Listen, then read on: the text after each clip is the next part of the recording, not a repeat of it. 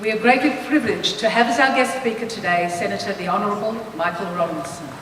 Senator Ronaldson was a Federal Minister for Ballarat from 1990 to 2001, and during this time he served as either Shadow Minister or Parliamentary Secretary in many portfolios.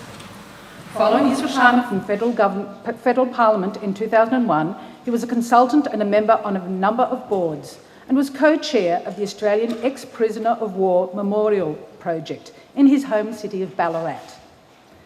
At the 2004 federal election, he was elected to the Senate and served in a number of highly responsible positions in the Shadow Cabinet. He is now the Minister for Veterans Affairs, Minister assisting the Prime Minister for the Centenary of Anzac, Special Minister of State, and a Liberal Senator for Victoria. Ladies and gentlemen, the Honourable Michael Ronaldson.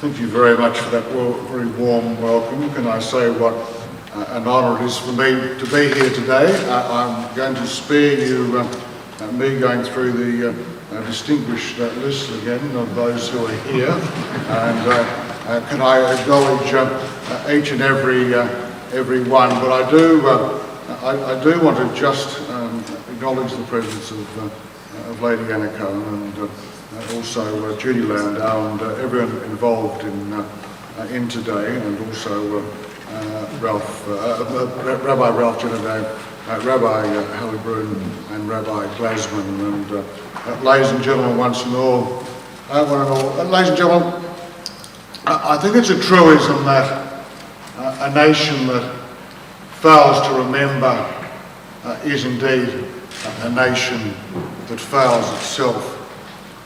And I look around synagogue today and I see men and women in uniform. On behalf of all of us here, can I acknowledge your presence and can I acknowledge your service and sacrifice. Thank you very much.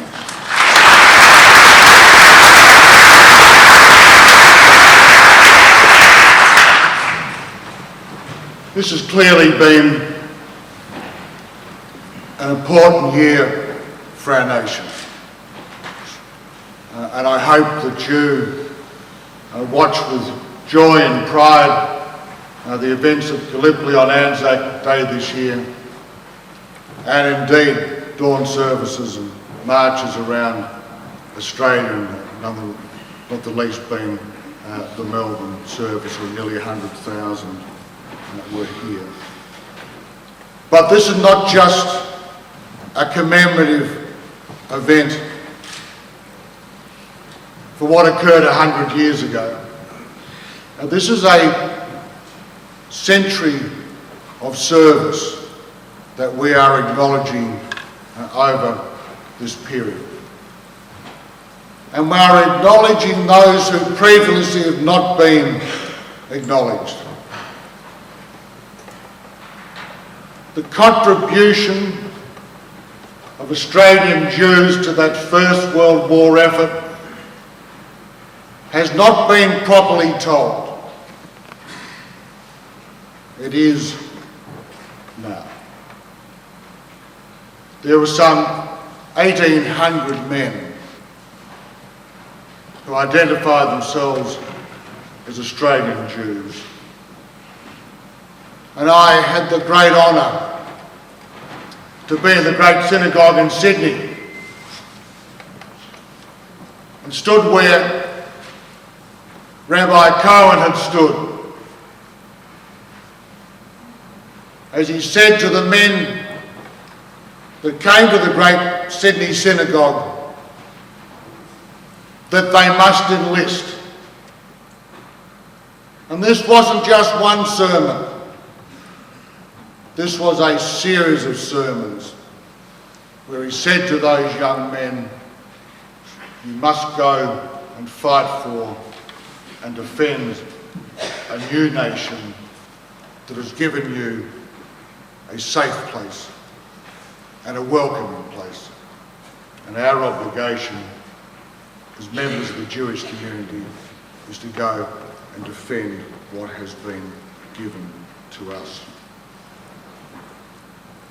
One of those young men was Keith Morris Levi, who grew up in Melbourne and served with the Melbourne University Rifles while he studied medicine. And in January 2015, he was appointed to the Australian Imperial Force as a lieutenant in the 1st Australian General Hospital.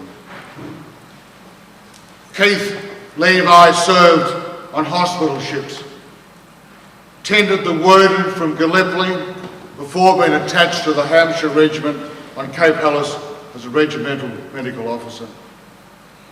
During fighting on the 6th of August 1915, he cared for the wounded just behind the firing line through the afternoon and into the night.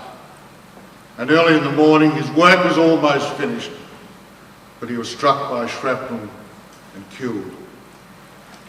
For his work at Gallipoli, he was mentioned in dispatches. His parents later donated £1,000 to the Melbourne University Medical School to endow a scholarship in Keith's name. The True Jews and Patriots exhibition takes its name from a line in Levi's obituary, which said, "He went forth not to destroy but to heal, and he fell whilst in the performance of the noblest duty that man can render unto his fellow, the mitigation of suffering. Like the true Jew and patriot that he was, he gave his all to his country." They are just one of the many stories that are told. But I do want to talk about Sir John Monash. I do want to talk about his 150th birthday. But I want to talk about something more important than that. And I want to talk about a man who was knighted on the battlefield. A man who led his troops as no other before him had done, and very few since.